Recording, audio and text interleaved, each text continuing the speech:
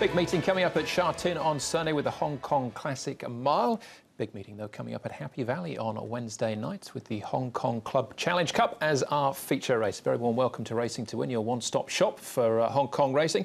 I'm Andrew Lejeune, joined here in the studio by Paul Lally, our form analyst, and race caller Brett Davis as well. And Brett, the feature looks a good one. Later on the programme, race 6, Class 3 over the 1200. It does, yeah. There's plenty of exciting racing there on Wednesday night, Andrew. And, of course, a Wines in the Valley theme will take place at the Valley, so that'll have plenty of people excited, no doubt. There's a whole heap of newcomers as well. Majority of them are taking their place in the first, but there's one or two bobbing up throughout the card. You've had a little trim by the looks of it too. Yeah. Went to the barbers. Hopefully it improves the tipping. I won't make much difference, but couldn't get any worse, Paul. I wouldn't say that at all. Looks like you've been as well, actually. What's that? Yeah, I'm the odd stock out. I do need to go. I have as well. Yeah. No, the very even racing, I think, is probably fair to say on Wednesday night. There does not like any odds-on favourites at this stage. The betting should be pretty good. As you say, there's a sprinkling of first starters floating around there as well. So to add, and the weather's been good here in Hong Kong, so it should be a really nice night, Wednesday night. Yeah, rail in the C position, and the man who dresses us here at Racing to Win has an interesting runner as well, debuting. He does. In the very first race, Majestic Dragon comes up in race number 1. Before we get to all that, though, let's look back on the weekend programme at Sha Tin. Of course, it was Saturday racing at Sha Tin.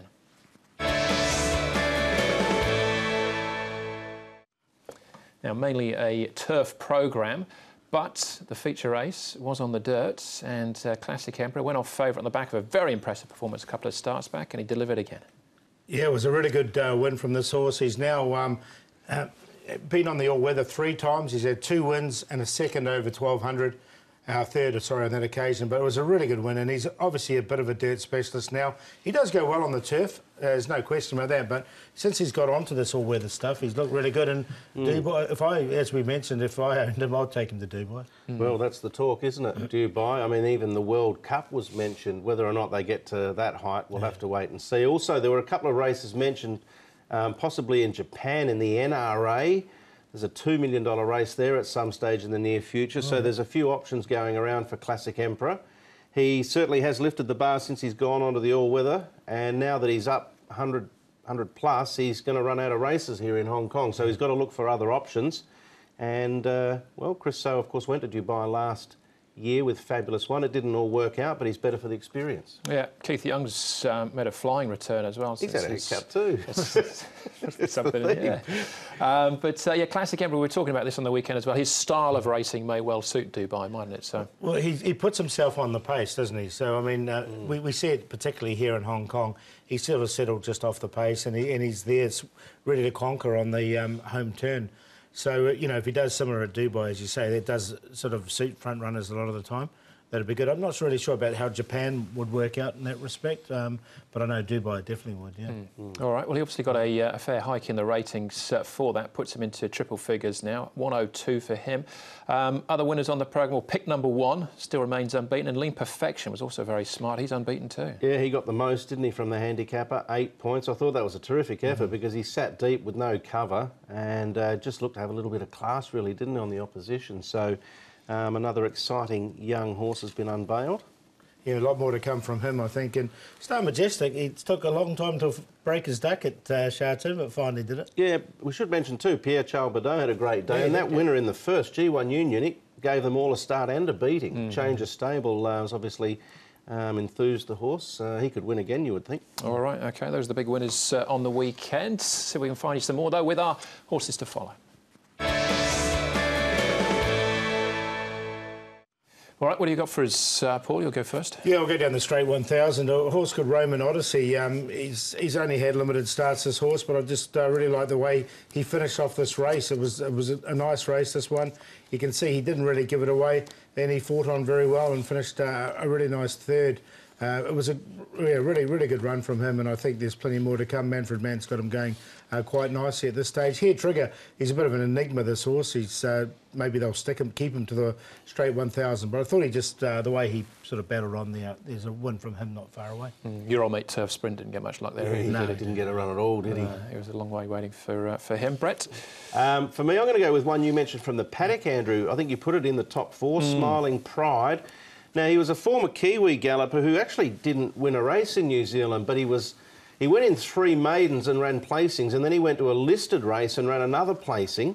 Just like the way he found the line here, they took the blinkers off going into this race as well, which I think obviously helped him to settle. They put the hood on and the tongue tie. You just see him working to the line at the back of the field there. He's a nice moving, actioned horse. And even sort of just checked up a little bit late. He's probably going to need another run or two and maybe further distance, but it looked an encouraging performance. Frankie Laws, he might be a winner waiting to happen too after that. He didn't get much luck in that race either. Turin Red Star. Turin Red Star. Yeah, there's a few hard luck stories on the Saturday card. There was. Now, this wasn't a hard luck story as such, but I think he might be hopefully a winner in waiting as well. Lucky Master made it a long shot on the weekend. Just Alvin Ung's on him here. You can just see him hanging a little bit. He's not helping Alvin at all, so he's not able to actually let him go. The race is basically on in earth. It's pick number 1 wins the race, but it's not till about here, 200. That's the pole he's got past now. Alvin presses the button. He straightens up and actually lets down. Fastest last sectional and the last 2 sectionals, well combined, he was the quickest there. Cheer Win actually stayed on quite nicely as well, just in front of him. So better draw, 1200 again on the all-weather, or the turf for that matter. I think hopefully he could get the job done. Yep. He won it on the turf as a Griffin, didn't he? Yeah, very impressive as well. All right, as far as the suspensions are concerned, Dylan Moe with I'm a Witness. He's got a couple of days, 28th to the 1st, plus 10,000. And Pierre Charles as well, at double on the weekend, but a couple of days for Gracie Dad, the 31st to the 5th for him. He did. That was from the Wednesday. Yeah, prior, for Happy Valley, yeah. So. All right, you're fully up to date as far as that is concerned. Wednesday night, though, at Happy Valley, Victory Machine is replaced now by Prince Harmony. Has got a wide-ish gate. Douglas White in the saddle, but be looking to roll forward from barrier 10. So that's race number 8. On the C course at Happy Valley for our 39th meeting of the season, and we kick things off with a Class 4 over the 1,000 metres. Look Eras, barrier 12 for him. He will roll forward from there. Boy and boy, behind Spring Win, as was Look Eras last time out. Zero Hedge behind Mr. Right. He was 3rd last time out. The debutantes, Lucky Blessings, Majestic Dragon, Shimmer and Shine, and Split of a Second. Lunar Zephyr, barrier 1 for him and showing character. He'll come from barrier 10. Karis Deep in the saddle. Speed map for the first. Lunar Zephyr and Look Eras look like they'll cross over and set up 1-2 position. Zero Hedge from gate 2 has the shadow roll going on, and he should just sneak in behind. Shimmer and Shine has shown a little bit of speed. Interesting Gouton of Garrow trialled okay recently at the Valley. The other newcomers probably going to get run off their legs in the first few hundred metres, you would think, over the 1,000. But a few of them have stayed on okay in their trials. First of all, we'll take a look at his only little horses to look at, but he's won off a rating of 59 before, and he's moving really nicely, and he's got the better of Adventurer here in this particular piece of work, so I didn't think it wasn't too bad from him going along there nicely enough. Here is one of the first newcomers here, which is Majestic Dragon. Now he's going well. He's put the blinkers on for his debut run. He's 1160 pounds coming into this contest. He's the one B5 closest to us. He's going nicely. And Lunar Zephyr finally gets a barrier draw. He's been drawn wide. He's drawn barrier 1. He's a very fit horse going into this. And he should lead, as you said, and he's going well. No problems with him. All right, well, let's start off with Look Here is there, the horse we saw in the track work. This is behind, ultimately, Spring Win, who's come out and won again since, so the form looks quite good. It does, and he's got a little claim there going for Dylan Moe, so that's going to reduce his weight by £6 as opposed to what he carried at his last start. He's been quite consistent at his last few efforts, hasn't he? So from barrier 12, he's going to have to jump, he's going to have to try and cross. There's a chance he could do it. I don't think he'll be far away at the end with that claim. Yeah, barrier 12 was a query. He's back to 1,000 from 1,200 as well, so I left him out for that reason. But he's been consistent, you're right, Brent. He's been going. It might make it harder for him to cross, there's no doubt. Yeah. All right, let's look here as Boy and Board. Zero Hedge and Lunar Zephyr clashed last time out. This was behind Mr. Right, they were 3rd and 4th. Yeah, I like both these two. I've got these in as the Quinella, actually, because they've drawn 1 and 2. They both get barrier draws. They both went very well in this. And I'm just sneaking with Lunar Zephyr because I think he'll get first run on Zero Hedge. But not much between them, and I think they'll both be in the finish. Same. I'm just leaning the other way slightly, but both those two have got natural pace. They can put themselves there into good positions, so they should give themselves every chance. I thought. And I'm leaning in a slightly different direction as well, which we'll get to in a second. Let's have a look at some of the debutants, though.